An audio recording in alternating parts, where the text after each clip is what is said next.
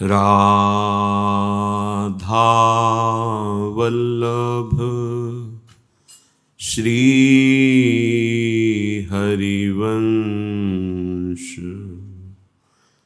राधा वल्लभ श्री हरिवंश राधा वल्लभ श्री हरिवंश राधा वल्लभ श्री हरिवंश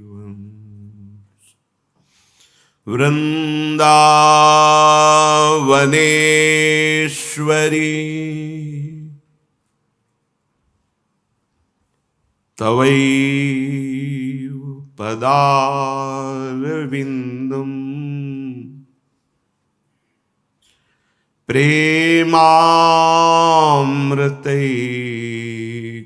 प्रेमामृतैकमकरन्द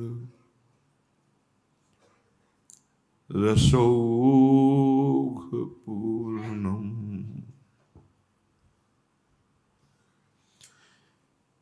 हृद्यर्पितं मधुपते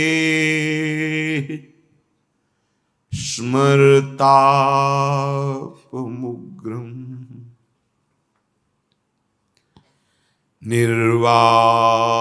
निर्वापयत् परमो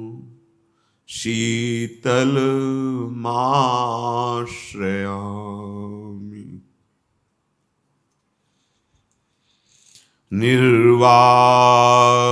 निर्वापयत् परमो शीतलमाश्रयामि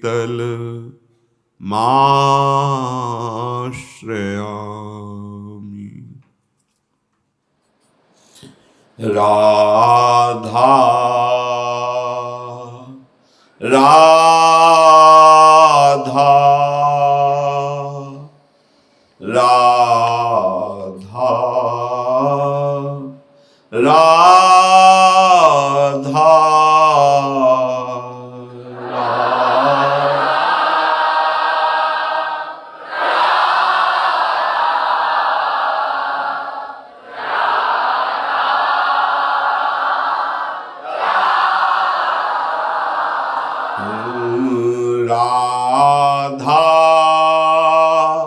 राधा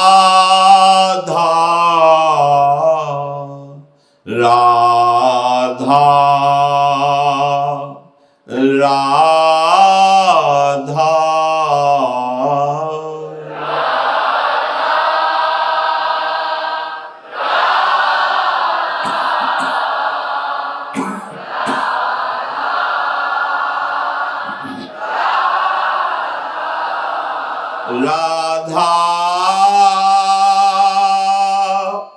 राधा राधा राधा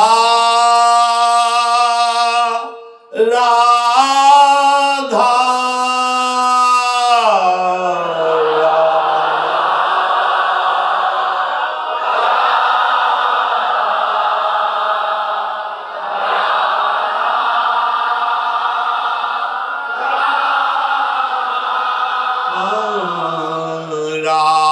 राधा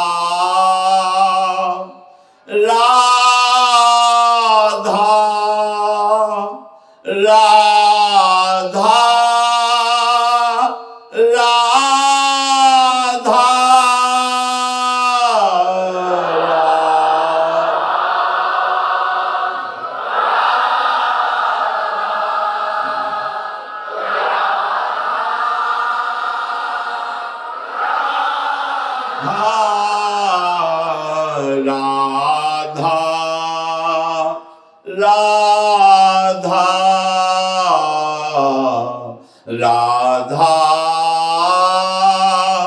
राधा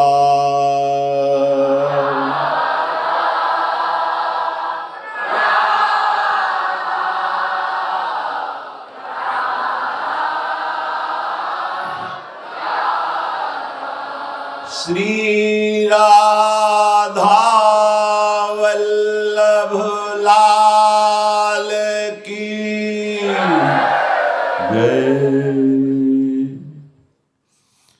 परम सच्चिदानंद घन प्रेमानंद स्वरूप नवनिभृत निकुंज महामहिम परम पावन श्री वृंदावन धाम,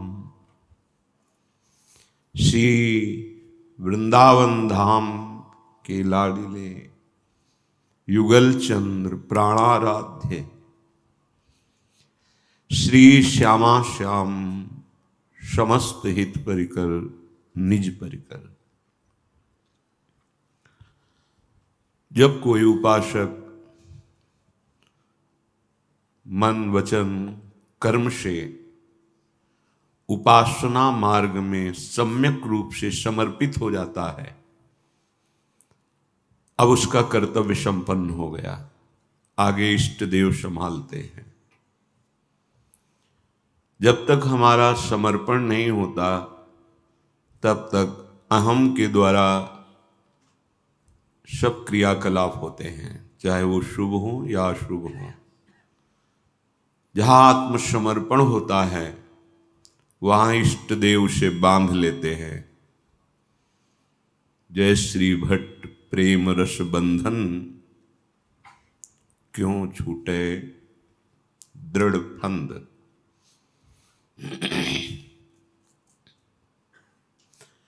ऐसा प्रेम दृढ़ बंधन हृदय में प्रकाशित होता है, वो छोड़ना भी चाहे, विस्मरण भी करना चाहे, नहीं कर सकता, बांध लिया गया। बंधे तो सब है,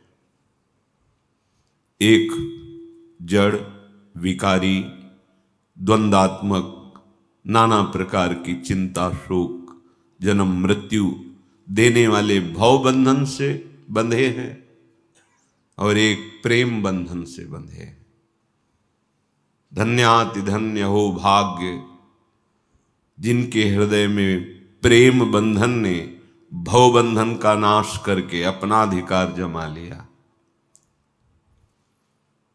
जैसे एक मछुआरा मछली पकड़ने के लिए जाल फेंकता है और फंसा लेता है, ऐसे हमारे युगल सरकार कृपा रूपी जाल फेंका और भव समुद्र में सुख मानकर जो हम किलोले कर रहे थे, फंसा के अपने चरणों में ले आए। कृपा जैसे व्याध बहुत से हिरणों में किसी एक पर निशाना साधता है और उसको अपने अधीन कर लेता है, वश में कर लेता है, अस्तित्व मिटा देता है उसका, ऐसे ही प्रियालाल की कृपा ने निशाना साधा और संपूर्ण सृष्टि में अपने लोगों को लक्ष्य वेद करके अपने अधीन कर लिया।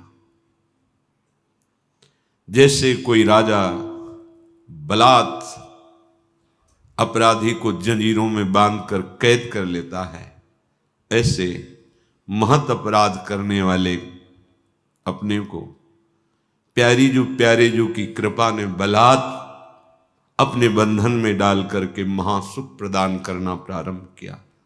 वहां तो महादुख, यहां तो महासुख। श्रीधाम वृंदावन परम करुणा में कृपा में ये बांध लेता है जीव को, प्रियालाल के अनुराग डोरी से बांध देता है। फिर उसकी सामर्थ्य नहीं है कि इस बंधन को तोड़ सके, बांध लेता है। बड़ा कृपालु महामहिम वृंदावन धाम है। श्रीपाद कह रहे हैं, भव बंधमति सुतुच्छम छेतु वृंदावने मायातः हरि हरि तत्र ममा भूत बंधो प्याचाल्य ईसेन। जिसने वृंदावन का बंधन स्वीकार कर लिया, उसके लिए भवबंधन तुच्छ हो जाता है, परवाह ही नहीं रहती। पर धाम का बंधन स्वीकार करना बहुत कठिन है, क्योंकि लोकवत हमारी दृष्टि वही ममता शरीरों में, वही भोगों में सुख बुद्धि, वही पद प्रतिष्ठा, बड़ी दुर्दशा है हृदय की। हम समझते हैं मानव जीवन की यही उपलब्धि है, आए हैं सच्चिदानंद सुख के लिए, मानो महामणि छोड़कर कांच बटोरने में लग गए, कामधेनु का दूध पीने के लिए आए और चावल का धोवन पीने लगे। श्रीधाम वृंदावन का आश्रय वास रसिकों का संग दिलाता है। रसिकों के संग का रंग चढ़ता है तो भवबंधन तुच्छ नजर आता है। भव बंधो मति सुतुच्छम छेतु, बिना प्रयास के भवबंधन काट दिए गए। ऐसी लाडली लाल की कृपा, ऐसा इनका परम महामहिम धाम, ये रस से बांधता है। वृंदावन रस से बांधता है, ऐसा रस हृदय में उदय होता है। आपको विवेक नहीं लगाना पड़ेगा वैराग्य के लिए, सच्ची मानिए, कुछ अच्छा ही नहीं लगेगा, कुछ रुचेगा ही नहीं। पर जब तक दैन्यता नहीं आती तब तक ये रस बंधन, और जब तक ये रस का परिचय नहीं मिलता तब तक दैन्यता नहीं आती। ये अन्योन्य है, एक दूसरे के है। रसिकों के संग से, रसिकों की वाणी से यत किंचित रस का जहां रसास्वादन हुआ, अहम गलित होने लगता है। और जहां अहम गलित हुआ तो रसास्वादन की वृत्ति बढ़ती है। जैसे रसास्वादन की वृत्ति बढ़ती वैसे ही दैन्यता आती। भवबंधन तुच्छ हो गया, छूट गया भवबंधन। ये भगवत आश्रित के लिए भवबंधन तुच्छ कहा गया। भवबंधो मति सुतुच्छम छेतु, अपने को चिंता नहीं करनी, अपने शरणागत है। नाम धाम रूप लीला यही हमारा जीवन है। जो भवबंधन में बंधे हैं, जिनकी आगे दुर्गति ही होनी है, उनमें ये 24 लक्षण पाए जाते हैं। प्रायः सुमति कुमति सबके हृदय में रहती है। कुसंग से कुमति बढ़ती है और सत्संग से सुमति बढ़ती है। जहां सुमति बढ़ती है वहां सतमार्ग प्रारंभ हो जाता है, और जहां कुमति बढ़ती है वहां असत मार्ग। बहुत ध्यान देने योग्य बात है। जिनकी दुर्गति पक्की है उनमें 24 लक्षण पाए जाते हैं। इनकी व्याख्या भी होगी, पहले सुन लीजिए। सबसे पहला काम भोग, ये सबसे बड़ा शत्रु है।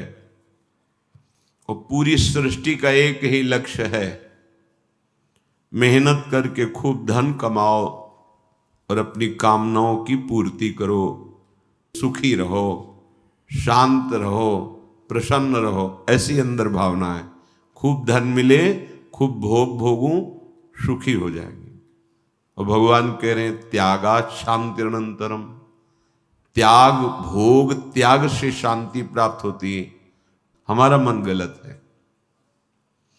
काम एक, और दूसरा लोभ, धन का लोभ, भोग वस्तुओं का लोभ, भोगों की चाह ऐसी बढ़ जाती है, इससे वो उससे वो बढ़ता चला जाता है। तीसरा धन में पूर्ण महत्व बुद्धि। चौथा तृष्णा, जो भोगे हुए भोग हैं उन्हें पुनः भोगने की इच्छा। काम लोभ धनोपार्जन तृष्णा। पांचवा असंतोष। छठा परिग्रह, सातवां स्तेय चोरी, आठवां असत्य भाषण, नवां दूसरों की निंदा करना, दसवां बहुत बोलना, 11वां सदैव पर चर्चा करते रहना, 12वां क्रोध, 13वां हिंसा, 14 निर्दयता, 15 चिंता, 16 शोक, 17 अहंकार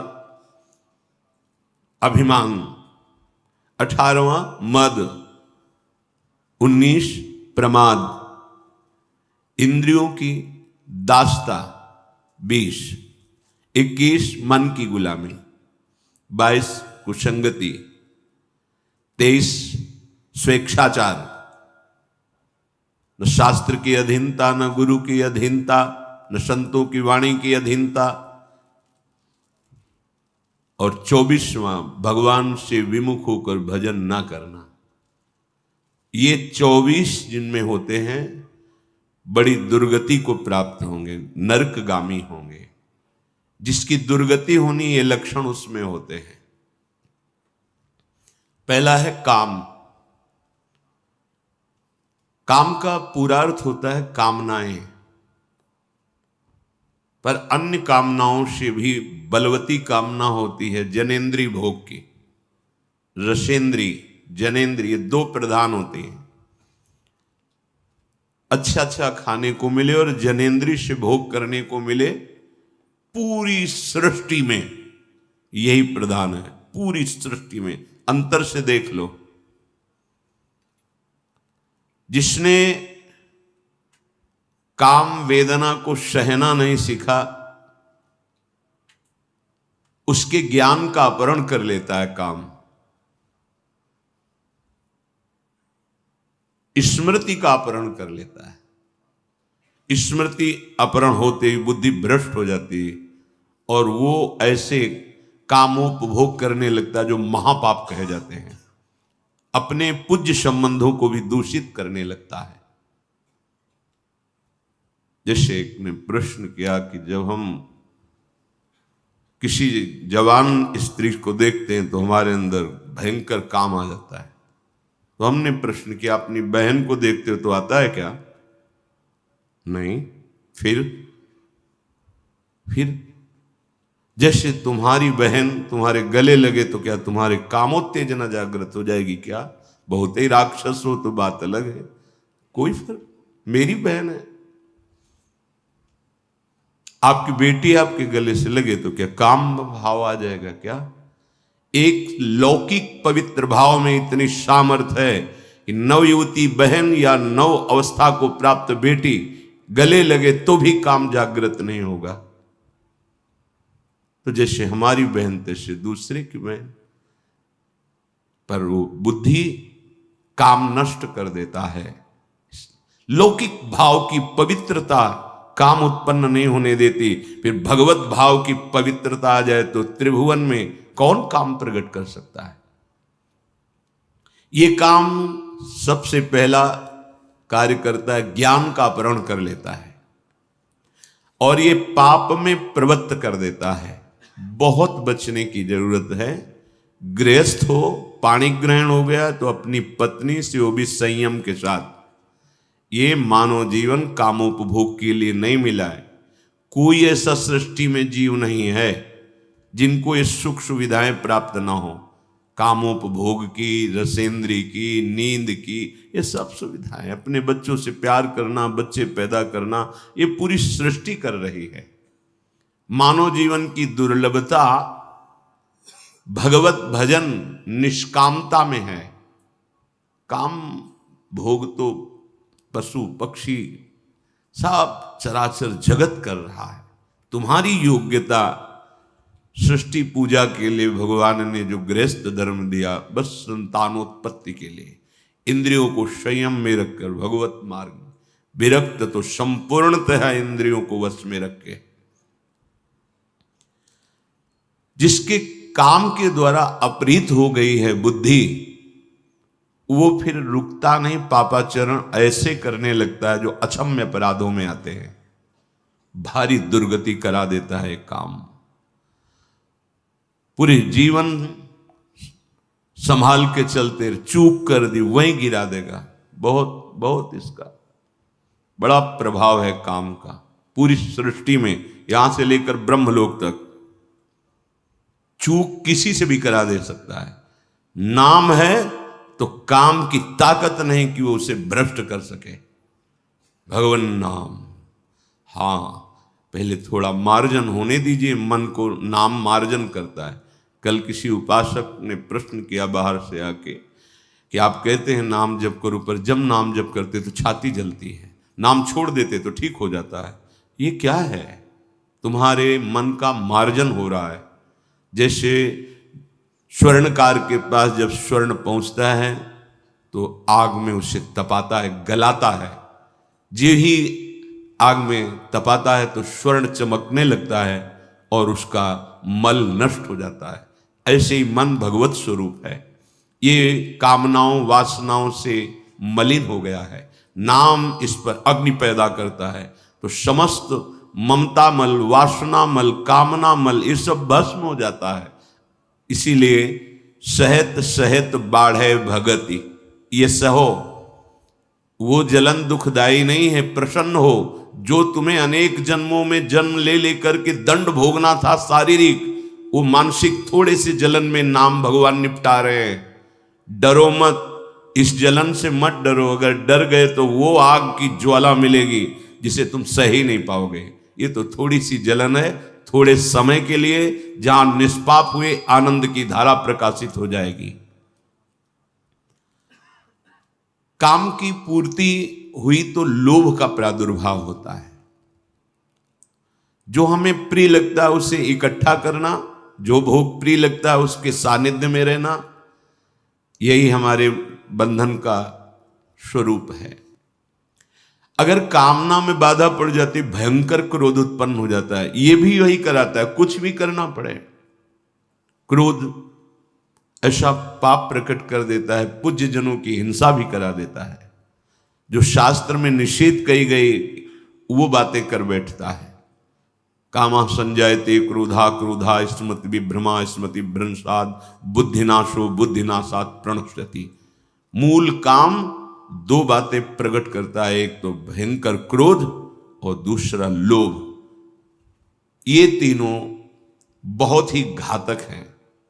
क्रोध आने पर अपने पूज्य जिनके चरण पखार कर उनको पीटते देखा गया। जिनकी वंदना, जिनकी कृपा से भवबंधन मुक्त हो जाए, उनको नाना प्रकार की प्रताड़ना करते, जहर देना आदि आदि करना। कैसा कैसा स्वरूप इन विकारों का है जो सर्वनाश कर देते हैं, और इन्हीं को प्रिय मानकर गुप्त रख के हृदय में संसार में विचरण करता है और समझता है मानव देह की सफलता इन्हीं भोगों में है। अगर लोभ बढ़ा तो कोई भी पाप उसके लिए, सब पाप कर बैठेगा, कोई भी पाप उसके लिए निंदनीय नहीं रहेगा, वो सब बंदनीय लगता है। कुछ भी करो। कैसे कैसे निर्दयी लोग हैं। कोई माता बहन जा रही है, एक छोटी सी स्वर्ण जंजीर के लिए पकड़ा, खींचा, वो रोड में गिरी, क्या उसको कष्ट होगा? उसको कोई मतलब नहीं, एक चंद पैसे के लिए लोभ बढ़ गया। वयोवृद्ध माता पिता हैं, जल्दी पधारें, मैं इनका संपत्ति का अधिकारी बनूं, स्वामी बनूं, मनमानी आचरण करूं, उनके साथ ऐसी जो नहीं करना चाहिए वो चेष्टाएं। ये लोभ और ये क्रोध काम की उपज है। जिसने काम को संयम में कर लिया उसको निश्चित भगवान मिल जाएंगे। ये काम बहुत ही बैरी है। भगवान श्री कृष्णचंद्र जी ने कहा है, ये ज्ञानियों का नित्य बैरी है काम। इसमें सुख है ही नहीं। जो गृहस्थ हैं अगर वो अनुभव के लिए संसार में, तो देखो आप, हमने कई बार कहा है, जिस समय आप कामोपभोग चेष्टा में हो उस समय नाम नहीं रुकना चाहिए। फिर आप देखना आपको क्या सुख मिलता है। अगर आपके हृदय में उससे राग नष्ट ना करने की सामर्थ्य है तो हमें बताना, आपको वैराग्य हो जाएगा, राग रहित हो जाओगे।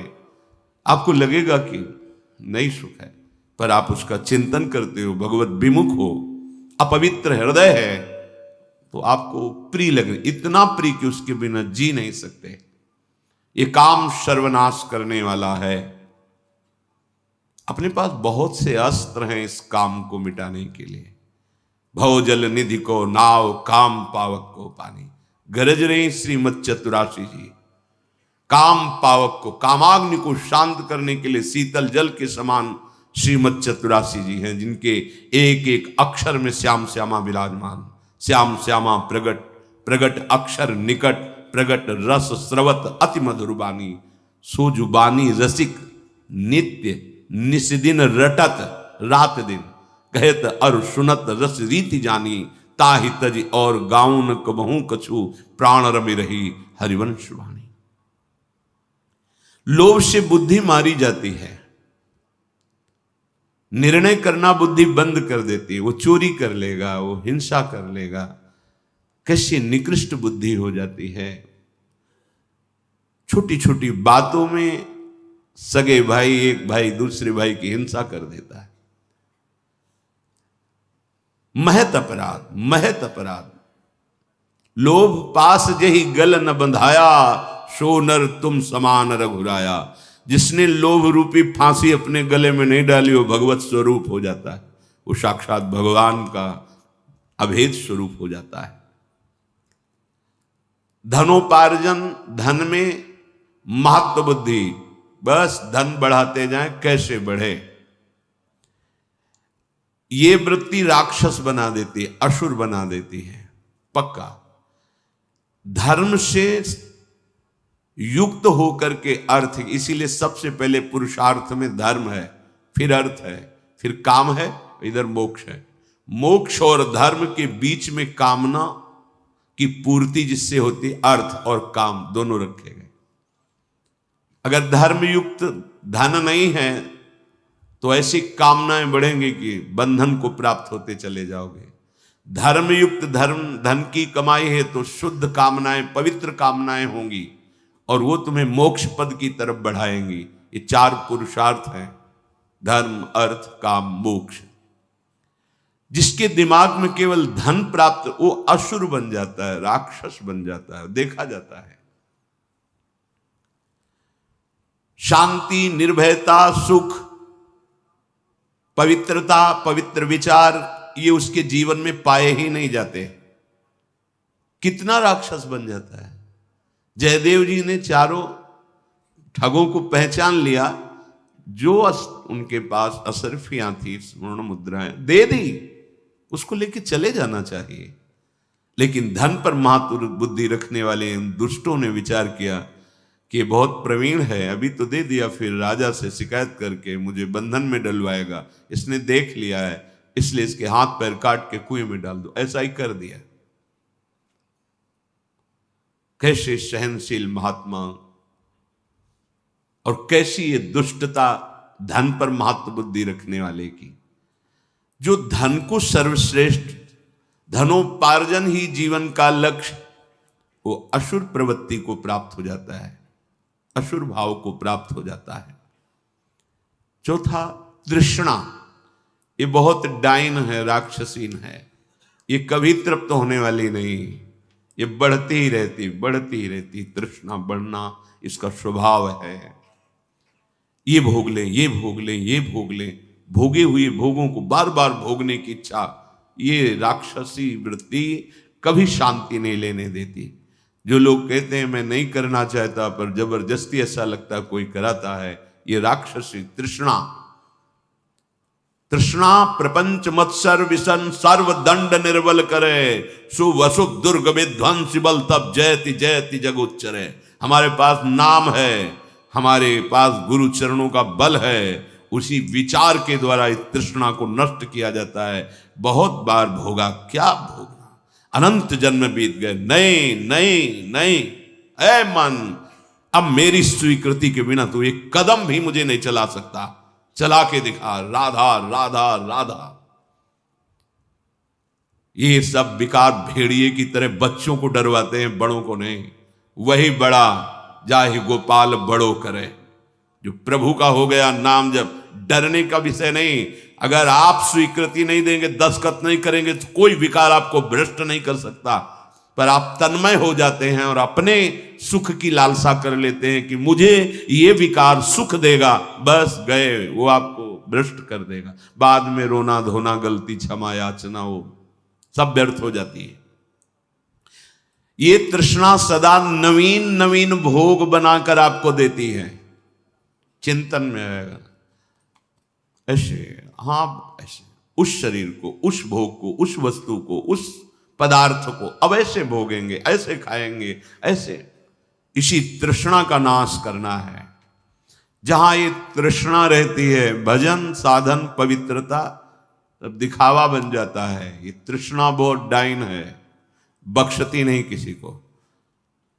अगर ये प्रचंड तरंगों के रूप में आ जाए तो समुद्र न बनने पावे, होश में रहना। ये पहले चिंतन कराती है। वो तुम ऐसे किए थे ना, कितना सुख मिला था, ऐसे करो और भी सुख मिलेगा, ऐसे बनाओ, ऐसे खाओ, ये करो, वो बस उसी चिंतन को तुरंत काट दिया तो काट दिया, नहीं तो बस समुद्रवत पूरा अधिकार कर लेगी हृदय में, फिर आप अंधे हो जाएंगे। कोआ मदांधो मदना तुरोवा, कामना रंग ला रही, अब कुछ नहीं कहोगे कि जैसे कोई भूत आता है आवेश, वैसे पता नहीं क्या होता है, किसी ने कुछ कर दिया क्या, मेरा दिमाग काम नहीं करता, मैं ऐसा कर जाता हूं। कुछ नहीं, आपकी गलती। ऐसे थोड़ी हनुमान जी महाराज कह रहे हैं, का हनुमंत विपत्ति प्रभु सोई, जब तो सुमिरन भजन न हो। यदि नाम चल रहा है, नहीं ताकत है तृष्णा की कि आपको भ्रष्ट कर दे। ये नवीन नवीन सुख उपभोग करने की प्रेरणा और सुख सामग्री दिखाएगी। बस इसी में पागलपन चढ़ जाता है।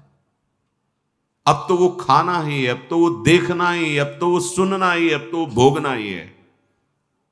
तुम्हें नहीं प्यारे, तुम्हारे अंदर कोई अभाव नहीं।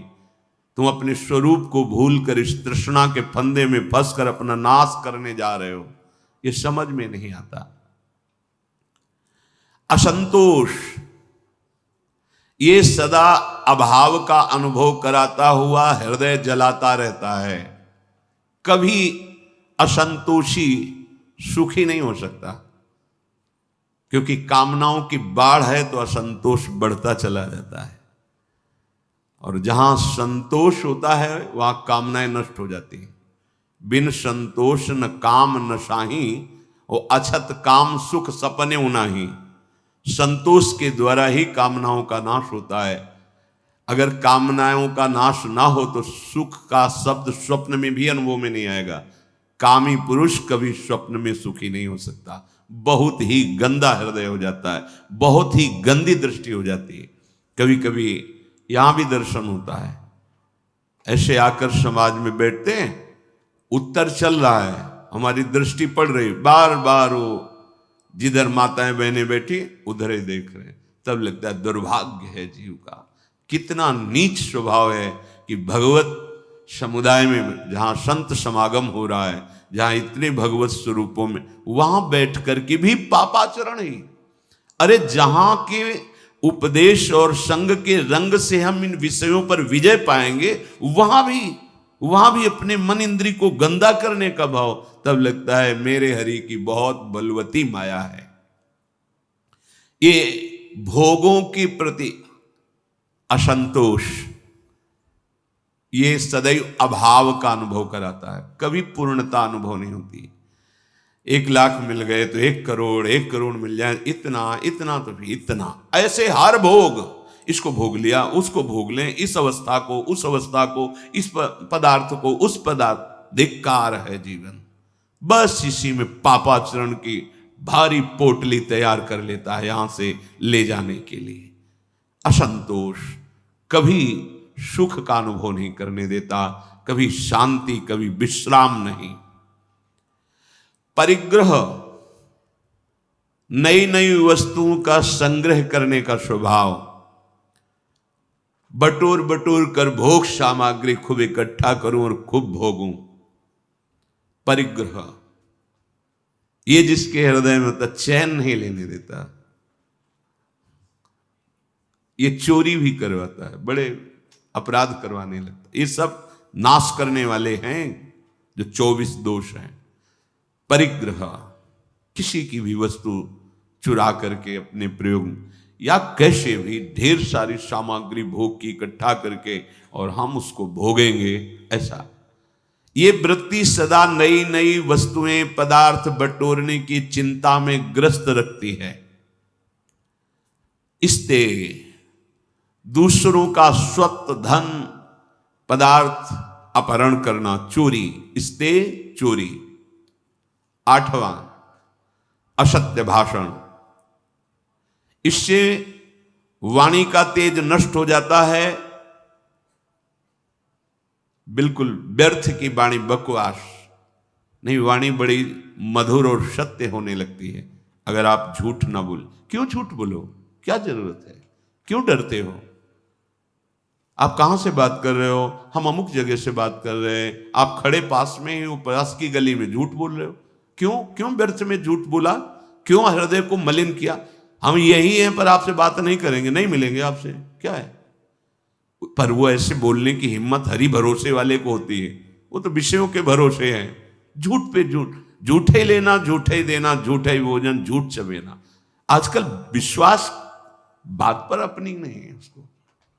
वो क्या बोल रहा है, अभी क्या बोल रहा है, क्षण में क्या बदल जाए, क्या बोल जाए, ये मनुष्य जीवन की भारी दुर्बलता है। अगर आप नाम चलाना चाहते हैं जिह्वा में, तो झूठ बोलने पर ध्यान दीजिए कि हम झूठ नहीं बोलेंगे। हम सत्यवादी तो नहीं हैं, पर हम झूठ भी नहीं बोलेंगे। सत्यवादी का भाव आने पर अहंकार आ सकता है, मैं सत्यवादी हूं, पर मुझे झूठ नहीं बोलना।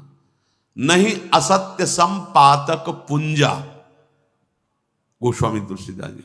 झूठ बोलने के समान पाप नहीं। क्यों? क्योंकि किसी हम पाप समझते नहीं, वो बढ़ता चला जाता है, वाणी अशुद्ध हो जाती है, निकृष्ट वाणी हो जाती है।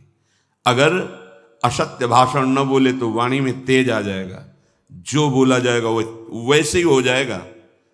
वाणी बहुत बड़ी सामर्थ्य है। पहले ब्रह्म ऋषियों से बड़े बड़े चक्रवर्ती सम्राट भी डरते थे। क्यों? क्योंकि उनके पास वाणी का वज्र होता था। प्रहार कर दिया तो अमोघ, बचने की ताकत नहीं है। जो मौन रहता है, उचित केवल भगवत वार्ता करता है, वाणी को संयम में रखता है, उसकी त्रिकाल सत्य वाणी हो जाएगी। देर थोड़ी लगती है। गौतम जी ने कहा कि तू पत्थर की तरह पड़ी रही, तुझे पता नहीं चला कि तेरा पति कौन है? वेश बदलने मात्र से तू राजी हो गई। तुझे मेरा स्पर्श पता नहीं, मेरे सानिध्य का तुझे पता नहीं। जा पाषाण हो जा। 1 सेकंड में अहिल्या जी पाषाण हो।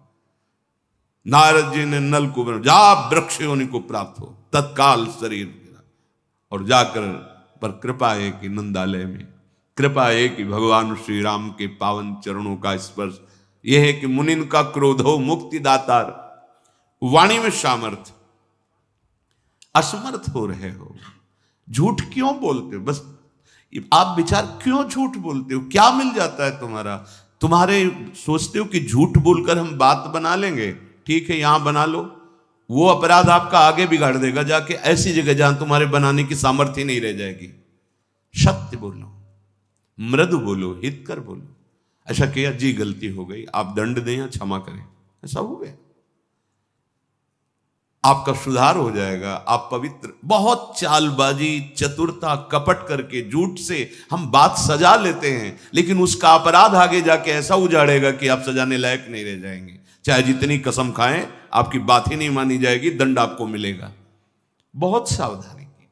जिसके अंदर असत्य भाषण है वो नाम जप नहीं कर सकता। अश्लील वचन बोलने वाला और झूठ बोलने वाला निरंतर नाम जपक नहीं हो सकता। नाम उसकी जिह्वा पे चलेगा ही नहीं, क्योंकि पापवंत कर सहज स्वभाव, भजन मोर ते भाव न का। अगर आपका भजन बढ़े और भजन बचे और भजन पचे तो झूठ बोलना छोड़ो। किस बात के लिए झूठ बोलते हो? क्यों बोलते हो? कहते व्यापार में जरूरी है बोलना। कैसा व्यापार? अरे हम इतने की वस्तु लाए, इतने को बेचते, तुम्हें लेना हो लो, नहीं तो ठीक है। हरि भरण पोषण करने वाले वो आएंगे तुम्हारे ग्राहक बनकर, क्योंकि तुम सत्य पे चल रहे हो तो सत्य तुम्हारा व्यापार बढ़ाएगा। अभी तुम असत्य से चल रहे हो तो तुम्हें लगता है कि हमने 500 रुपया मुनाफा कर लिया, पीछे आएगा 5 लाख का हिसाब। ऐसे रोग बढ़ेंगे, ऐसी समस्याएं आएंगी बेमतलब, ऐसे कि 5 लाख चले जाए। जोड़ते रहो, झूठ बोल बोलकर पाप इकट्ठा करते रहो और दुख भोगते रहो। लास्ट समझो इस माया बंधन का। तो असत्य झूठ बोलना, उपासक तो सावधान ही रहे। क्यों झूठ बोलते हो? क्या कमा लोगे? क्या कमाने आए हो? नाम तो, झूठ बोलने वाली वाणी में नाम नहीं चलता। तुम झूठ बोलना देखना, तुम्हारा नाम चल रहा है क्या निरंतर? और अगर नाम चलने लगा तो डर लगेगा झूठ बोलने में, पाप करने में भयभीत हो जाओगे, कहीं ये नाम छूट गया तो। अब वो आगे बढ़ जाएगा। 9, पर निंदा, दूसरे की निंदा। एक स्वभाव बनता जा रहा है लोगों का, समझ ही नहीं पा रहे कि हमसे पाप हो रहा है। जहां बैठे तो किसी की भी निंदा करना शुरू कर देते, चाहे वो साधु हो चाहे वो वैष्णव हो। तुम्हारी पार्थिव दृष्टि है, तुम साधु को कैसे पहचान सकते हो? चश्मा अगर काला लगा हुआ है तो तुम्हें सामने काली माही नजर आएगी। त्रिगुण माया का चश्मा लगाए हो तो तुम्हें त्रिगुणात्मिका माया ही दिखाई देगी, तुम्हें उसकी स्थिति नहीं, क्योंकि स्थिति प्रज्ञ को स्थिति प्रज्ञ ही जान सकता है। त्रिगुणातीत अवस्था को त्रिगुणातीत अवस्था का पहुंचा हुआ ही जान सकता है। तुम बाहरी दृश्य देखते हो और उसी को तुम निंदा करके गान करने लगते हो तो तुम्हारे सारे सुकृत नष्ट हो जाते हैं। पर निंदा के ते आवत नहीं कछु हाथ, मूर्ख पर्वत पाप को ले चल अपने साथ। वो मूर्ख दूसरे की निंदा करके उसके सारे पाप अपनी खोपड़ी पे ले लेता है, बोझा बना नरक को जाता है। और भक्तन निंदा अति बुरी भूल करे जिनको, किए सुकृत बहुत जन्म के छिन में डारे खोए। बहुत जन्मों के पुण्यों का एक क्षण में नाश हो जाता है भक्त निंदा करने वाले को। वाणी संभाल करके किसी की निंदा न निकलने पावे। जहां किसी की प्रशंसा हो रही होती है, कोई वर्णन करने लगे तो हमारे अंदर की मलिनता, हाँ ऐसा तो है पर वो ऐसा ऐसा, लेकिन ऐसा, निंदा शुरू कर देते हैं। वो बहुत घातक है, बहुत हानिकारक है। जिसकी निंदा कर रहे हो उसके जितने पाप हैं वो तुम्हारे ऊपर आ रहे हैं, तुम्हारे सुकृत नष्ट हो रहे हैं। इसीलिए तो संत जनों ने कहा, स्वस्थ होकर दीर्घ काल तक हमारी निंदा करो, भगवान तुम्हारा मंगल करें। ये साधो निंदक मित्र हमारा, क्यों? जो हमें शारीरिक दंड भोगना था वो निंदा करके ले लिया। कई बार आपको सुनाया है कि निंदा बहुत घातक। एक बार भगवान वशिष्ठ जी अयोध्या के जो चक्रवर्ती सम्राट होते गए, उनके कुल गुरु बहुत समय से, तो एक राजा पूर्व प्रारब्ध के अनुसार उनके शरीर में गलित कुष्ठ हुआ। चक्रवर्ती सम्राट बलयुक्त सब थे पर पूरे शरीर में कुष्ठ ऐसा। अब वो पूरा ढक करके जाते सभा में बैठ, तो कहा, गुरुदेव वशिष्ठ जी से कोई उपाय नहीं है, औषधि काम नहीं करती, आप सर्वज्ञ हैं, कोई उपाय है जिससे ये शरीर स्वस्थ हो जाए? हाँ एक उपाय है, पूरा नगर तुम्हारी निंदा करने लगे तो तुम्हारा शरीर स्वस्थ हो जाए। वो भगवान क्या करूं जिससे निंदा? बोले ऐसा करो, जो तुम्हारे बड़े भ्राता युद्ध में मारे गए, वीरगति को प्राप्त हुए, उनकी जो पत्नी है, तो तुम रात्रि के 8 से 10 बजे तक उनके महल में नित्य जाओ और उन्हें भगवान का पावन चरित्र सुनाओ और बस चले आओ। अब वो वहां जाते, 2 घंटे भगवान की चर्चा सुनाते, फिर प्रणाम करके आ जाते। धीरे धीरे बात फैलने लगी, कितना नीच प्रवृत्ति का है कि मां के समान बड़े भ्राता की बहू को भी नहीं छोड़ा। रोज रात्रि में राजा 8 से 10 बजे तक जा, पूरा नगर निंदा। अब धीरे धीरे हाथ शरीर सबका वो कुष्ठ गायब होता चला गया। अब तो इतनी निंदा उनकी कि जहां से वो निकलते वहां, अरे राजा बनने लायक है, ऐसे ऐसे। वशिष्ठ जी का, प्रभु अब सहन नहीं होता।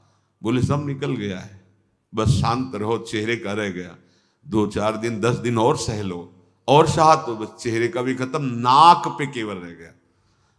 तो उनका भगवान अभी नाक पे, बोले ये नहीं जाएगा। बोले क्यों? क्योंकि हम हैं अयोध्या में, हम भी हैं, हम तुम्हारी निंदा करेंगे नहीं, इतना सहना पड़ेगा। समझ लो, तुम जिसकी निंदा करते हो उसके पाप अपने ऊपर ले रहे हो, काहे को। तो ये जो जिनकी दुर्गति होनी है, जो अपने जीवन का नाश करने वाले लोग हैं, ये 24 दोष होते हैं। नवा है निंदा दूसरों की, ये बहुत ही घृणित प्रवृत्ति होती है। ये पराये पापों को अपने ऊपर लेते हैं। जिनकी निंदा करते हैं उनके सारे पाप अपने ऊपर ले लेते हैं, इसलिए बचो पर निंदा से। 10वां, व्यर्थ में बहुत बोलने का स्वभाव होना। कुछ ऐसे होते हैं स्वभाव के, अगर शुरू हो गए तो हाथ जोड़ के भी कहो कि शांत रहो तो बंद नहीं होंगे, पूरी गैस निकल जाए। और बेमतलब की बात है, ऐसे है, बेमतलब की बात है, मतलब कोई उनका अस्तित्व तो नहीं है। पीछे बीती बातें, व्यर्थ की कल्पनात्मक बातें, आगे की कल्पनात्मक बातें, जिनका कोई अस्तित्व तो नहीं। बचो ऐसे लोगों के संग से। आप अपनी वाणी को तो संभालें ही, ऐसे कुसंग का भी त्याग करें। बहुत बोलने से शक्ति क्षीण होती है, वाणी अपवित्र होती है, समय नष्ट होता है, बुद्धि भ्रष्ट होती है। बोले चले जा। वाणी एक अमूल है, जो कोई बोले जान, ये तराजू तौल के तब मुख बाहर आन। ताते मौन रहनो उचित है, जब बोले तो भगवत चर्चा या उसकी समस्या का समाधान, सत्य को जानने, नहीं तो बस राधा राधा राधा, कम बोलो, जरूरत क्या है, उचित उत्तर दे दो, नहीं तो नहीं। हमने देखा है महापुरुषों को। प्रणाम, राधे श्याम, श्री हरिवंश, देखा भी नहीं, उत्तर भी नहीं, मन से कर दिया। उधर देखा भी नहीं, बात कर रहे हैं, नाम चल रहा, चल दिए, आगे घेर के खड़े हो, चल, कोई उत्तर नहीं, कोई उत्तर ही नहीं। पूरे जीवन में देख कोई उत्तर नहीं, न शुभ न अशुभ, न भागवतिक न प्रापंचिक। ताते मौन गहनो उचित। यदि इतनी धैर्य वृत्ति नहीं है तो फिर उचित विचार करके जो आवश्यक बोल दो, अन्यथा नहीं बोलने की जरूरत है। आप भगवत प्राप्ति के मार्ग में हैं, आपको एक एक श्वास, एक एक सेकंड संभाल कर सत्य सच्चिदानंद प्रभु के चिंतन में लगाना है। पर ये जो दुर्गति को प्राप्त लक्षणों वाले हैं, ये बस व्यर्थ की बातें बोलते रहते हैं। बहुत बोलने से तुम्हारी शक्ति क्षीण होती है। तभी जो बहुत बातें बनाने वाला होता है, वाणी का प्रभाव नहीं पड़ता। नहीं, एक बार जो हृदय से अनुभव करके बोलो, पूरे विश्व में छा जाएगा। और भला तो आपकी वाणी जाके उसको प्रपंच से निकाल लेगी। ब्रह्म ऋषियों की वाणी ऐसी सामर्थ्यशाली होती, बहुत शांत, निरंतर भगवत चिंतन हो, जो बोले तो हृदय की ग्रंथि को खोले, वो वाणी। जो 4 लोग बैठ करके भगवत विमुख चर्चा करते रहते हैं, बहू बेटी परिवार इनकी उनकी, ये समय को नष्ट करते हैं, व्यर्थ का समय जाता। ऐसे लोगों के बीच में न बैठना चाहिए न सुनना चाहिए। बस वही देखो, कभी ऐसे लोग जब बैठे हों, उनकी चर्चा हो रही हो, तो वहां एक बार भी राम कृष्ण हरि कोई नाम नहीं होगा, कोई भगवत चर्चा नहीं, बस वही घर द्वार परिवार प्रपंच सब वही चलता रहता है। बचो इस माया के बंधन से, काटो नाम के कीर्तन से, काटो इसे भगवत गुणगान गायन से। ये अपवित्र जिह्वा व्यर्थ का भाषण, निंदा पर चर्चा करने न पावे। राधा राधा रा, थका दो इसको। ब्रह्मचर्य नहीं है, संयम नहीं है, पवित्रता नहीं है, तो आवाज में दम नहीं होगी। के करोगे, आवाज में दम होती है तभी होगी जब आप संयम से चल रहे हो। ऐसे थोड़ी जीवन रखा जाता है। साधु का जीवन दिव्य होता है। ये अन्न और जल से पोषण केवल पार्थिव शरीर का होता है, भगवत चिंतन से पोषण होता है साधु का। कई कई दिन भोजन न मिलने पर कभी ऐसे थोड़ी कि मुंह उदास हुआ हो। मुख प्रसन्न तन तेज विराजा। भगवत मार्ग के पथिक हो, छू जाए तो करंट सा लगे, उसके जीवन का परिवर्तन हो जाए। दृष्टि भर के देख लो तो उसके पापों का नाश कर दो। तुम भगवत पार्षद हो, पर वो सामग्री है तुम्हारे अंदर पर जागृत नहीं कर रहे। ये जो समय को नष्ट करने का स्वभाव बन गया है, व्यर्थ की बातें, व्यर्थ की क्रियाओं, भाई छोड़ो। तुम्हें चुभता नहीं? एक बार नाम छूटता है, तुम्हें जलन नहीं होती? तुम्हें परेशानी महसूस नहीं होती कि हमारा उद्देश्य तो निरंतर नाम जप है, नाम कैसे छूट गया? तद स्मरणेन परम व्याकुलते थी। चलो ना परम व्याकुलते तो केवल व्याकुलते थी ले आओ। तुम्हें यह तो पश्चाताप होना चाहिए कि नाम छूट रहा है, हम व्यर्थ की बात में समय नष्ट कर रहे हैं, नाम छूट रहा है। ये जो परिचर्चा करते रहते हैं, इनका राग द्वेष पुष्ट होता रहता है, और जिसका राग द्वेष पुष्ट होता है दुर्गति पक्की है। 12वां क्रोध, ये बेहोश करके असुर बना देता है। क्रोध वाणी का रंग बदल जाएगा। जहां क्रोध का प्रादुर्भाव हुआ तो रुक्ष वाणी, कठोर वाणी, तीखी वाणी, हृदय को बेदने वाली, समझ जाओ क्रोध आ गया। अशुद्ध भाषा प्रारंभ हो जाएगी, कठोर भाषा होने लगेगी, ऐसी तीक्ष्ण जो हृदय को बेद दे जाकर। और अगर ना संभल पाया तो बुद्धि फिर हिंसा पे उतर जाएगी, मार पीट, जान से मार देना। ये क्रोध बहुत ही घातक वस्तु, ये दुर्गति कराता है, सीखते नरक का द्वार है। कामः क्रोधा तथा लोभा तस्मादेत्रयम् त्यजेत, ये त्रिविधम नरकस्येदम द्वारम नाशन मात्मना। ये आत्मस्वरूप को घोर बंधन प्रदान करने वाले हैं। क्रोध, जब क्रोध आवे तो मौन का आश्रय पक्का लो। अगर वाणी खोल दी आपने तो मानो आग में आपने पेट्रोल डाल दिया, डीजल डाल। वो ऐसी भड़काऊ वस्तु वाणी है, फिर तो नहीं संभल पाओ। मौन, अब अंदर से वो आ रहा है कि बस इसको गाली दो ही, इसको कड़ुआ बोलो ही, बस अंदर राधा राधा राधा राधा राधा राधा, उसकी सुनो मत, शांत हो जाएगा। वहां से चल दो बिल्कुल। अगर कड़ुआ बोले तो इसका दुरुक्ति, क्रोध का बल क्या? दुरुक्ति माने गाली, कड़ुए वचन, कठोर वचन, हृदय को दुख पहुंचाने वाले परुख वचन मत बोलना। अगर भजन सिद्ध करना है, भजन बढ़ाना है, तो जब क्रोध आवे, कड़ुआ बोलने का मन हो, बिल्कुल दांत बांध लो, ऐसे नहीं खोलना, मानो वाणी है ही नहीं हमारे, नहीं बोलेंगे इस समय राधा राधा राधा राधा राधा राधा। ये क्रोध तुम्हारे भजन करने की प्रवृत्ति और भजन के प्रभाव दोनों को ढक देगा, दोनों को रोक देगा। काफी समय तक अगर चतुर खिलाड़ी परमार्थ के हो तो संभाल लोगे तुरंत, नहीं तो फिर वो काफी समय तक भजन का प्रभाव, एक हृदय बार बार वही चिंतन और वैर दृढ़ होने। और जब भजन की याद आएगी तो और द्वेष बढ़ेगा, इसने हमारा भजन रोक दिया, और गुस्सा आएगी, वो बिगाड़ देगा। क्रोध होश खो देता है, जिसके अंदर क्रोध आता है होश खत्म हो जाता है। 13वां हिंसा,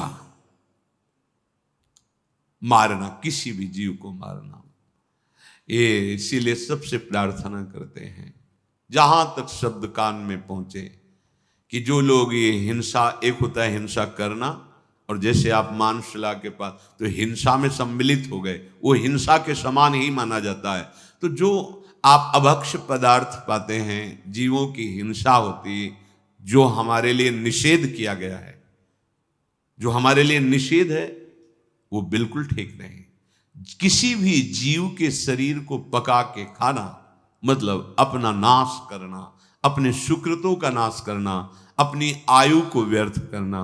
भूल जाओ कि तुम बलशाली हो, कितने बलशाली हो, काम पर विजय प्राप्त करके दिखाओ, क्रोध पर विजय प्राप्त करके।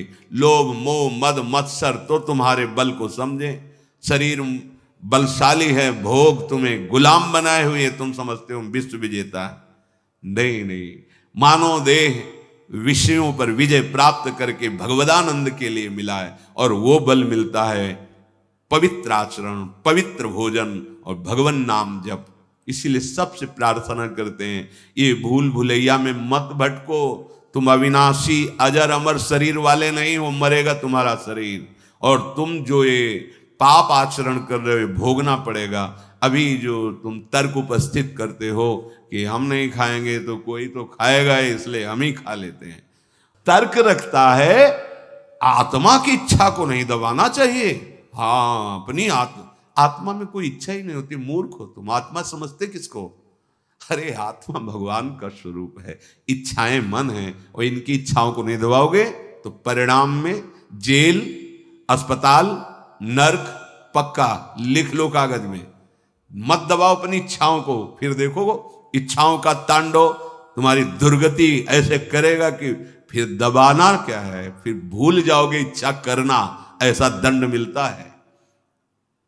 हिंसा ये महापाप है।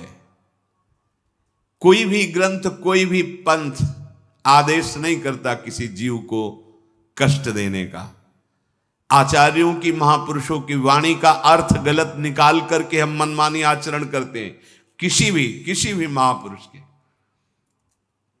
एक बार काशी से वृंदावन जब आ रहे थे तो जहां मैं बैठा ला तो वहां कुछ अन्य धर्मावलंबी बैठे थे, बड़े ही सभ्य, लाल कपड़े हमारे, जटाएं यहां तक, नई अवस्था, सब खड़े हुए और वो ऐसे बांधे हुए ऐसे थे। तो अनुमान लगाया कि अन्य धर्मावलंबी हैं। तो अब उसी में हमें बैठना था, पूरा बोगी उनसे भरी थे। उनमें था एक अपनी हिंदी भाषा बोलने वाला, तो वो लोग अपनी भाषा बोलते, तो उसने प्रश्न किया कि आप से कुछ बात करना चाहते हैं, जो ये बोलेंगे वो हम आपको बताएंगे, जो आप बोलोगे इनकी भाषा में हम बताएंगे। बोले पूछ रहे हैं कि आप फकीर हो? तुम कहा वैराग्य मार्ग के पथिक हैं। हाँ। आपको ग्रंथों का ज्ञान है? वह जितना गुरु ने सिखाया है उतना ज्ञान है। तो हमने कहा आपको अपने ग्रंथों का ज्ञान है? कहा। तो हम कहा क्या आपका ग्रंथ आदेश करता है किसी भी जीव को दुख देना? कहा नहीं, उनके वचन थे। कहा हमारे ग्रंथों में तो सबसे बड़ा धर्म माना गया है किसी भी जीव को दुख ना देना, हिंसा ना करना। तो क्या आपका धर्म ऐसा आदेश करता है कि किसी की हिंसा करे, किसी को दुख दे? नहीं, ऐसा नहीं करता। वो बोले, उनकी जो वाणी का सूत्र था वो बोले, और वो हमें उसकी टीका करके, हिंदी करके बताया कि ऐसा नहीं है। तो हमने तो कभी पढ़ा नहीं, पर उनके मुख इतना सभ्य बर्ताव, उन फकीरों का इतना सुंदर बर्ताव कि हृदय झुक गया। बहुत सुंदर देखने को मिला। साधुता किसे कहते हैं? जो आचार्य वाणियों पर चलता है, वास्तविक अर्थ समझता है, तो कोई भी महापुरुष किसी भी जीव को दुख देने का आदेश नहीं करते हैं। हाँ, जो उसका अर्थ ना समझ के अपनी मनमानी उसका अर्थ करे, वो बात अलग होती है। तो हिंसा ये महापाप है। कोई भी धर्म नहीं सिखाता कि तुम हिंसा करो। फिर 14 जो नंबर उसमें कह रहे हैं, जो पशुओं का, अन्य जीवों का निर्दयता पूर्वक मार करके आहार करना, ये निर्दयता, ये बहुत ही हानिकारक है, बहुत हानिकारक है। बिल्कुल समझ जाओ। अभी आपको छूट मिली है, खेती आपके नाम है, जो चाहो बोलो। फसल जब काटोगे तब समझ में आएगा। अभी बीज पड़ा है, आग लगा दो, फसल होने ही नहीं पाएगी। आग लगा दो। ज्ञानाग्नि या प्रेमाग्नि, दो ही ऐसी हैं जो तुम्हारी कर्म रूपी शुभ अशुभ फसल को भस्म कर सकती है। किसी दूसरे में ताकत नहीं। या तो शुद्ध बोध और या महामहिम उज्जवल शुद्ध प्रेम, भगवत चरणारविंद। ये दो ही बातें तुम्हारे कर्म रूपी फसल को नष्ट कर सकती नहीं। भोगना पड़ेगा निश्चित। 15वां, चिंता। ये सदैव हृदय को जलाती रहती है। भय, ऐसे बेमतलब का, कहीं ऐसा ना हो जाए, कहीं ऐसा ना हो, ऐसा हो जाता, अगर कहीं ऐसा हो। हमने देखा है कितनी चिंता, कितनी चिंता। भगवत चरणारविंद का जो आश्रय नहीं लिए, चिंता ही चिंता। कैसे आप देखो ना, अपने हृदयों में देखो, चिंता ही चिंता। और अगर निश्चिंतता आती है तो हरि चरणों का आश्रय, लाडली जी के चरणों का आश्रय। ये चिंता रूपी अग्नि सबको खोखला कर देती, जला देती है। बहुत बहुत चिंता। क्यों आ रही चिंता? क्योंकि भगवान से विमुख जो करना चाहिए वो किया नहीं, और जो नहीं करना चाहिए वो किया, इसीलिए चिंता आपको जला रही है। जिनका दुर्गति होना पक्का है उनके हृदय के लक्षण बताए जा रहे। 15वां चिंता। 16 शोक ग्रसित हो जाना, हर समय शोकित रहता है।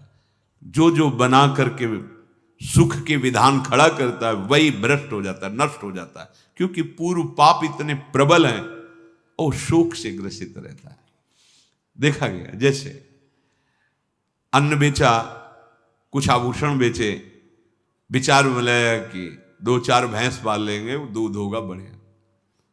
और गांव में बीमारी चलती है पशुओं की, वो एकदम लगी, एक गई, 2 गई, 3 गई, 4।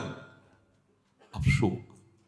अन्न भी बेच दिया था जो अधिक था, आभूषण भी बेच दिए थे, सोचा था 4 का दूध निकले, खूब पैसा आने लगे, बड़े बैठा है। कर्म, पीछे का कर्म वो तुम्हें कभी सुखी नहीं रहने देगा।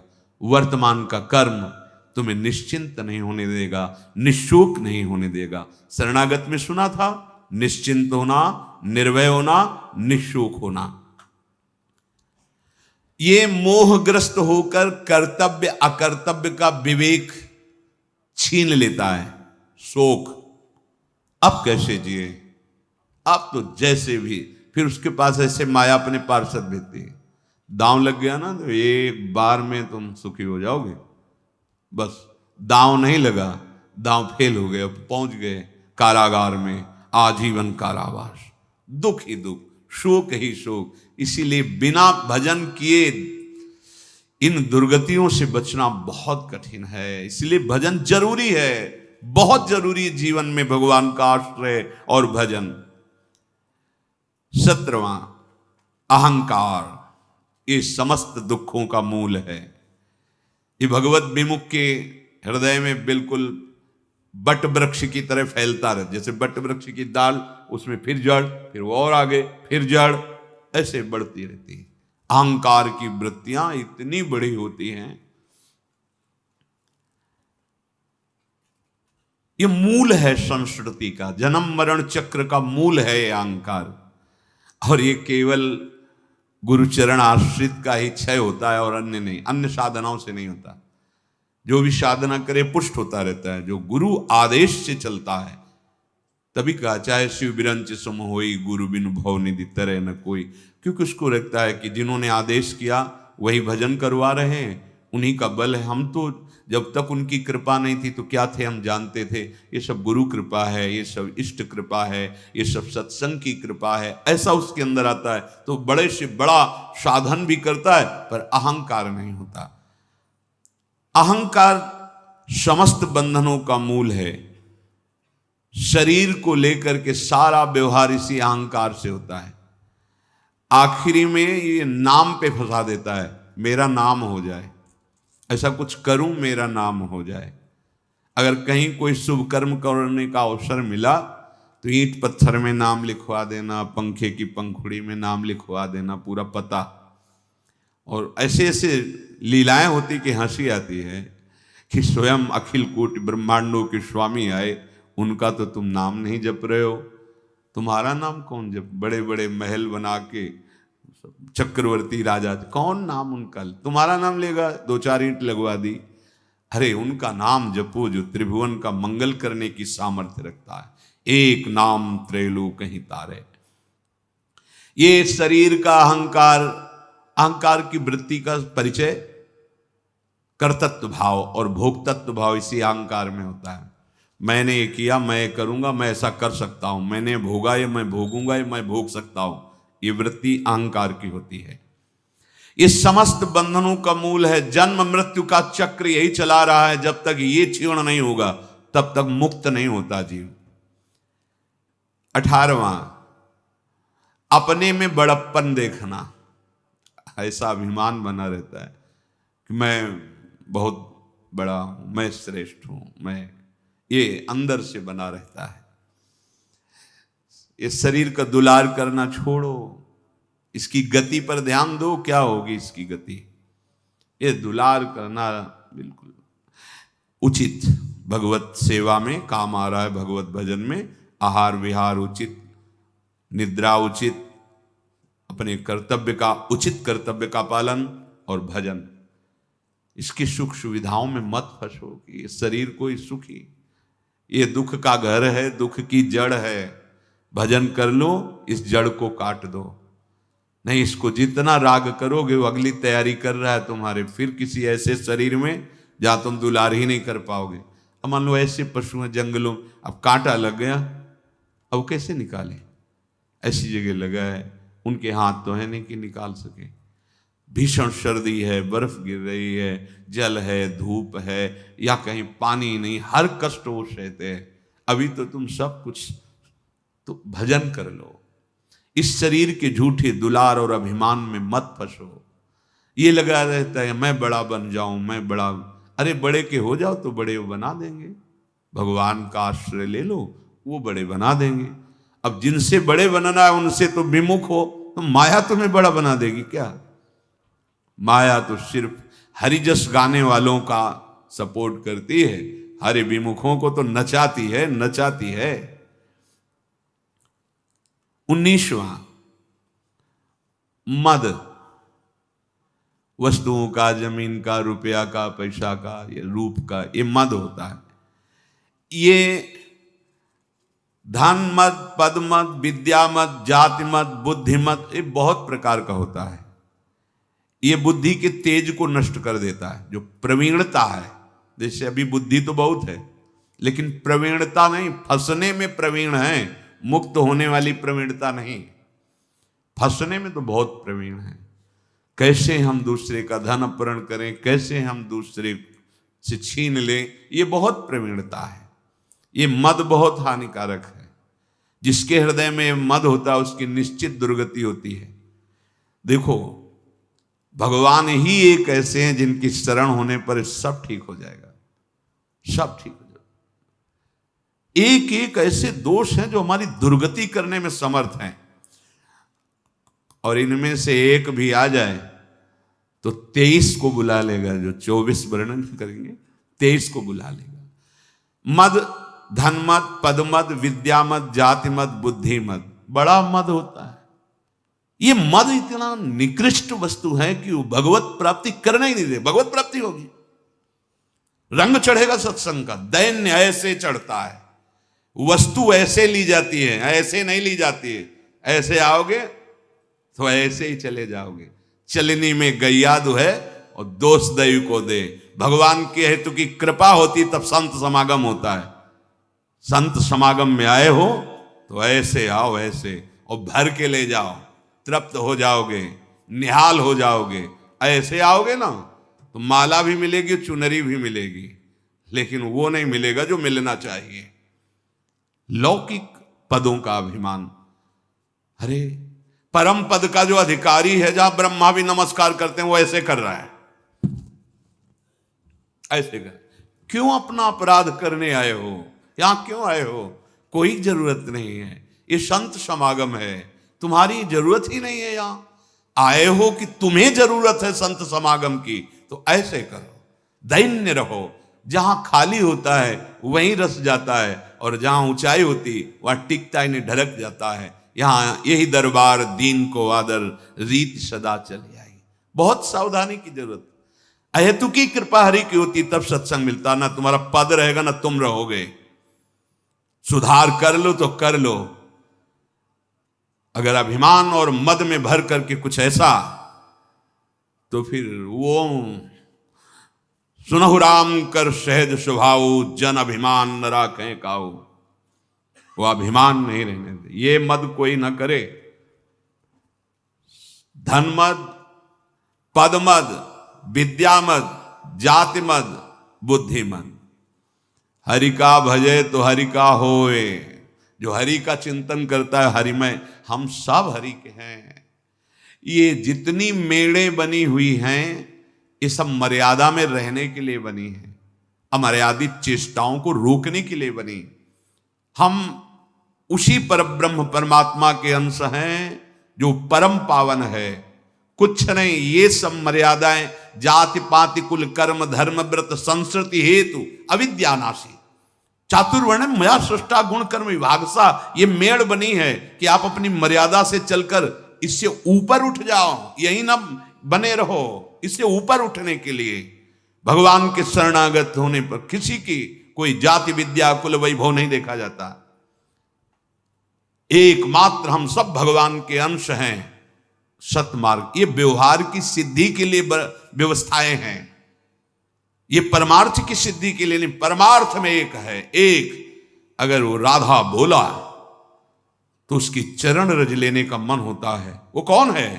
मेरे प्रभु का अंश, बस इतना मेरा परिचय है। किस धर्म का, किस जाति का, किस पक्ष का कोई परिचय नहीं। भगवान श्री राम बड़े बड़े ब्रह्म ऋषि दंडकारण्य में विराजमान हैं, किसी के यहां आचमन भी नहीं किया और सबरी मैया के बेर पाए। और संत जन कहते हैं कि जूठे बेर पाए, अर्थात वो पहले प्रीति विवश होकर देखती थी कहीं खट्टा तो नहीं, कसैला तो नहीं, मेरे रघुनाथ जी को मीठा लगे, इसलिए वो कौन है सबरी? भगवान की अनुराग रस में पगी हुई है। कोई जो ऋषि जन उनकी जाति देखते थे, उनका क्या भगवान ने देखा भी नहीं, उनकी तरफ नहीं देखा। और भगवान के लिए तो तप कर रहे थे पर देखा भी नहीं।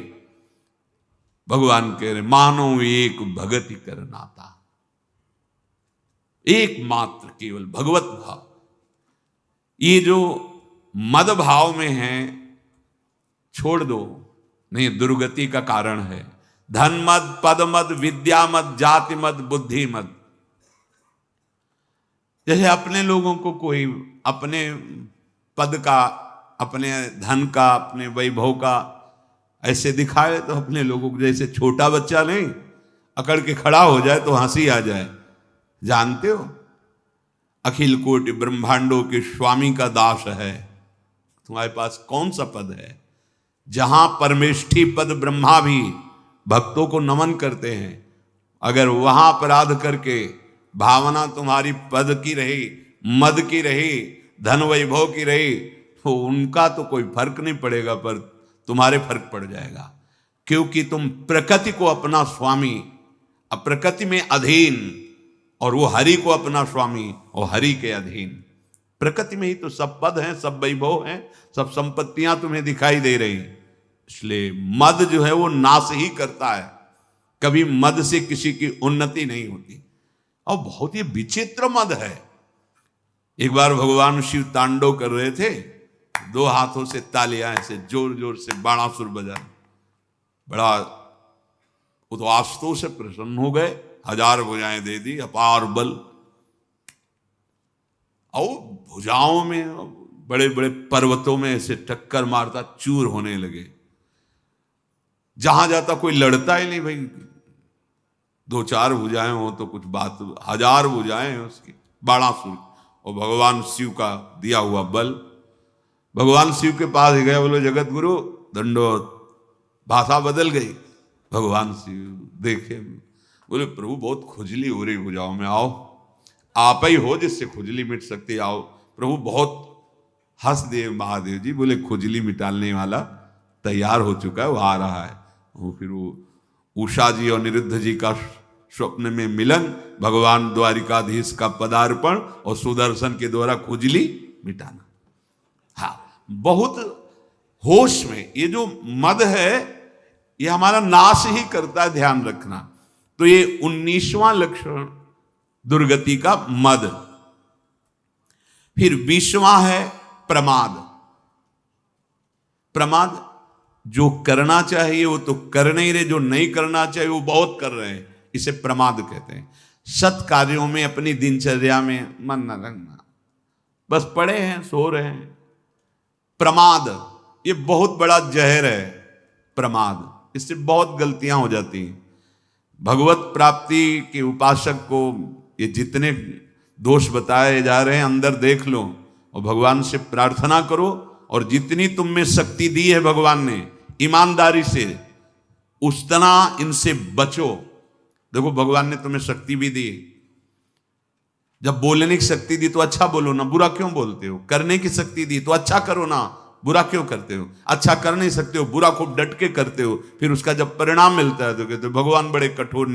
प्रमाद से मनुष्य करने योग्य कार्य को त्याग देता है और ना करने योग्य कार्य में रति करता है। देखो, ये बार बार जो हम कड़वे वचन बोलते हैं वो आपके परम कल्याण के लिए बोलते हैं। कोई भी प्रमाद, कोई भी अहम, ये तुम्हें दुख में फंसाएगा। हमारा जन्म दुर्लभ है, मनुष्य देह, ये भगवत प्राप्ति के लिए है। और यहां भगवत प्राप्ति सिर्फ सत्संग के प्रभाव से ही होती है। अगर किसको सत्संग मिला तो दैन्य होकर पान करो, ये सब झूठे हैं। तुम्हारा बैंक बैलेंस झूठा है, तुम्हारा शरीर बॉडी खूब बचा जितनी बना लो झूठी है, तुम्हारा पद झूठा है। उमा कहो में अनुभव अपना, सत हरि भजन जगत सब सपना। जैसे सपने में हम राजा हुए पर जगे तो फिर कुछ नहीं। ऐसे ही चंद दिवस का तुम्हारा राज्य है। कितने साल? 80, 90, इतना जीवन होगा, 100 ऐसे जाते हैं। 100 ब्रह्मलोक का 1 वर्ष, यहां का 1 वर्ष ब्रह्मलोक में कितना? कमल की पंखुड़ी को छेदना, और यहां 1 वर्ष हो गया। 1 वर्ष अगर 90 बार छेद दे तो कितने वहां मिनट लगेंगे, और यहां पूरी जिंदगी व्यतीत हो गई। कितना बड़ा हमारा पद, कौन सा वैभव, कौन सी हमारी सम्मान वृत्ति। अगर हम भजन नहीं करते, विमुख आचरण करते हैं, बहुत बड़े बलवान यमदूत हैं, वो सबको ठीक कर देते हैं। यहां जैसे बहुत तुम उपद्रव करो और हमारा भारत सरकार के कानून में फंस जाओगे, तो जब वहां जाओगे तो ऐसी तुम्हारी सेवा होगी कि सब भूल जाओगे। स्वतंत्रता, मनमानी आचरण, स्वेच्छाचार सब भूल जाओगे। ऐसे ही जो यहां भी नहीं संभलते हैं तो एक जगह है, एक नरक। यमदूत ऐसे भगवत पार्षद हैं कि इनके हृदय नहीं रखा गया है, दया नहीं इनके। जैसा कानून व्यवस्था के अनुसार दंड है वैसे ही, और वो पोशाक मिलती है जैसे डॉक्टरों के यहाँ पोशाक नहीं मिलती। जब आप ऑपरेशन को जाओगे तो आपके कपड़े हटा दिए जाएंगे, वहां का कपड़ा मिलेगा। ऐसे नरक का कपड़ा यातना दे, उसमें मृत्यु नहीं है, भोग गई वो। मान लो ये जो रोज बता रहे हैं, भले वचन चुभते हो, लेकिन ये चुभ गए तो वहां की पिटाई से बच जाओगे, दुर्गति से बच जाओगे। कुछ नहीं है, कुछ नहीं है। अभी पुण्य है, आंख तरेर लो, और जहां पुण्य खत्म हुए फिर आप ही देख लेना, अपने जीवन को देख लेना। क्योंकि बिना भजन के, बिना भगवद आश्रय के कोई भी कहीं भी कैसा भी हो, अशांति, दुख और मृत्यु, भय, चिंता, शोक, ये लिख लो। इसी से युक्त रहोगे, चाहे सब बैंक विश्व की हैं, उनमें तुम्हारे खूब पैसे जमा हो, पैसा नहीं बचा लेगा, पद नहीं बचा लेगा। एकमात्र भगवान का आश्रय बचाता है। ये प्रमाद त्याग कर दो। प्रमाद मनुष्य का नाश करता है। जो करने योग्य कर्तव्य कर्मों से हट जाता है, जो नहीं करने योग्य उसमें करता है। प्रमाद मृत्यु है। आपसे कई बार प्रार्थना की, आपको जो दिनचर्या मिली है गुरु कृपा से, आराध्य देव की, उसी को भगवान समझो। ये दिनचर्या पर कभी फर्क नहीं पड़ने देना चाहिए। अरे भाई, तुम सूरवीर हो, भगवत मार्ग के पथिक हो। ये प्रमाद ही मृत्यु है और दिनचर्या ही हमारा भगवान है। सच्ची मान लो, ये हम बड़े बड़े महापुरुषों की कहते हैं, दिनचर्या है। काशी में थे कई ऐसे महापुरुष थे जो ठीक 2:30 बजे गंगा जी के घाट पे, ठीक 2:30 बजे, उन्हीं से हमारी दिनचर्या चलती थी। जहां हो आकर के ओम उच्चारण करते, बस हो गया, 2:30 बज गए, तुरंत फिर महादेव जी के लिए, विश्वनाथ जी के लिए जल भरा, निकल शौच स्नान तो 2 बजे से। एक हमने महापुरुषों में दिनचर्या देखा है, राइट टाइम बिल्कुल, मतलब 5 मिनट विलंब सह नहीं सकते। किसी का उनके ऊपर शासन थोड़ी है, अभ्यास। जीवन में दिनचर्या को ही महत्व दिया गया है। जो महापुरुष ऊंचाई पर चढ़े, दिनचर्या किसी के दिखाने के लिए थोड़ी है, वो तो स्वेच्छा के लिए है। जो हमारी दिनचर्या बिल्कुल ठीक वैसी दिनचर्या बहुत काल तक हो। 12 वर्ष में आपकी दिनचर्या सिद्ध हो जाएगी। आप दिनचर्या को भगवान मानिए। जो नियमावली भजन की, जो पाठ की, जो उठने की, बैठने की, सोने की, जो दिनचर्या, वो बहुत काल तक चलना चाहिए। यहां कोई दिनचर्या नहीं। थोड़े से कष्ट में हम अपनी दिनचर्या को छोड़ देते हैं, इसे प्रमाद कहते हैं। ऐसा ना करो, बहुत दृढ़ रहो। 21वां यही कि इंद्रियों की दासता। अब हमारी जो इंद्री जो कहती है वही हमको तो ये चाहिए, जैसे वही आत्मा की इच्छा को नहीं, ऐसा नहीं। हमको शास्त्र सम्मत इंद्रियों का देना है, इंद्रियों के विषय देने। देखो इसमें हठ नहीं चलता। जैसे आपको गाड़ी से यात्रा करनी तो उसमें डीजल पेट्रोल डालना पड़ेगा। आप कह दो नहीं भाई वैराग्य, इसमें डीजल पेट्रोल नहीं पड़ेगा, तो गाड़ी खड़ी रहेगी। ये पार्थिव शरीर है, ये तुम नहीं हो। इसको उचित कमजोरी आ रही, फल ले लो, भगवान अगर व्यवस्था बना देते हैं, दुग्ध ले लो। आपका बल बढ़ रहा है, सूखी रोटी ले लो। आपको सम में आना है, देखना है अपने शरीर को, अपनी इंद्रियों को धर्मयुक्त शास्त्र सम्मत भोग देने। ये सब भोग ही तो है ना, जल भोजन, ये सब भोग ही तो है। वो भोग जो निषेध किया गया है वो नहीं। जो निषेध भोगों को भोगता है वो इंद्रियों का गुलाम हो जाता है, दुर्गति करा देती है इंद्रियां। इंद्रियों की दास्ता दुष्कर्मों का बढ़ावा प्रारंभ कर देती है। बहुत सावधान। ये इतनी बहिर्मुख हो जाती है कि शांति की खोज कहीं नहीं, बस भोग की खोज। देखो ना, आज अवसर मिला ने, पीछे यही तो होता रहा, ये देख लूं, ये सूंघ लूं, ये भोग लूं, ये खा लूं, ऐसा। और 22वां मन की गुलामी। मन भोगों का संकल्प करता रहता है। ये एक सलाहकार है, अभी बहुत बुरा सलाहकार है, बहुत गलत सलाह देता है। इसकी देखो हर समय सलाहें आती रहती है, बस उसका निरीक्षण करना है। और उससे लड़ वही सकता है जिसकी जिह्वा पे नाम चल रहा है। नाम नहीं चल रहा, आप लड़ने की सामर्थ्य खो देंगे। वो आपको परास्त कर देगा, वो पेश करेगा सामने विषय और आपको भ्रष्ट कर देगा। इसका प्रमथन स्वभाव है, मथ के अपने ही अधीन कर लेना। और यम ही न व्यथ्यंते थे पुरुषम पुरुषर्षभ सम दुखा सुखाधीनम स्वमृतत्वाय कल्पते। जो इस व्यथा से व्यथित नहीं होता, सह जाता है, कौन होता है? वो भगवान का निज जन होता है, जो नाम जापक। बोले वही अमृत पद का अधिकारी होता है। मन की गुलामी, उच्छृंखलता, कुमार्गगामी, ये दुर्गति करा देती। इसलिए बलवान वही है जो मन की गुलामी से मुक्त हो जाए। सबसे बड़ा गुरु वही है जो मन को चेला बना ले। मन का चेला कभी गुरु नहीं हो सकता। मन का चेला कभी गुरु नहीं हो सकता। और सच्चा गुरु वही जो अपने मन को पहले चेला बना ले। हम उपदेश तो देने के लिए बहुत तैयार हैं, लेकिन मन को उपदेश नहीं दे पाते। जो मन को उपदेश दे दे वही सच्चा उपदेष्टा। मन को अधीन करना, मन की गुलामी से मुक्त हो जाना, यही तो हमारे मानव जीवन का सफल स्वरूप है। लेकिन कभी इस बात पर ध्यान नहीं। हमारा मन आज मांग रहा है, अब उदास है, आज मन कहता है वहां चले, आज मन कहता है वो देख। बस 5 ज्ञानेंद्रियों के साथ जहां भगा रहा है वहीं भागते चले जा रहे हो। नित्य अशांति पैदा कर देगा अगर मन की गुलामी स्वीकार कर ली। मन की गुलामी से मुक्त होना है। और जिनकी दुर्गति होनी होती है वो मन के गुलाम होते हैं। 23वां कुसंगति।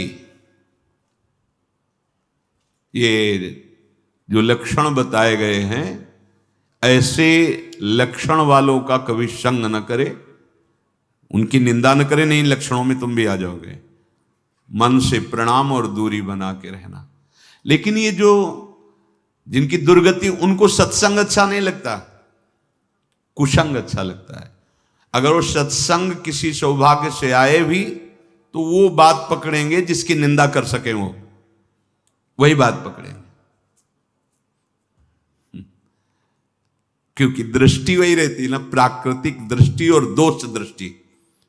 सतमार्ग के पथिक की तो अद्वेष्टा, वो तो दोष रहित वृत्ति होती है। वो दोषी पुरुष में भी गुण ढूंढ लेता है। जड़ चेतन गुण दोष में विश्व की न करतार, संत हंस गुण गाहे पे परिहरिवार विकार। जो ये कुसंगति प्रिय जन हैं, कुसंगति प्रिय, ऐसे गंदे आचरण सिखाने वाले, गंदे आचरण करने वाले, गंदे आचरण दिखाने वाले, गंदे व्यसन कराने वाले, गंदी बातों में मनोरंजन करने वाले, ये कुसंगति है। भगवद विमुखता कुसंगति बड़ी प्रिय होती है कुसंगति।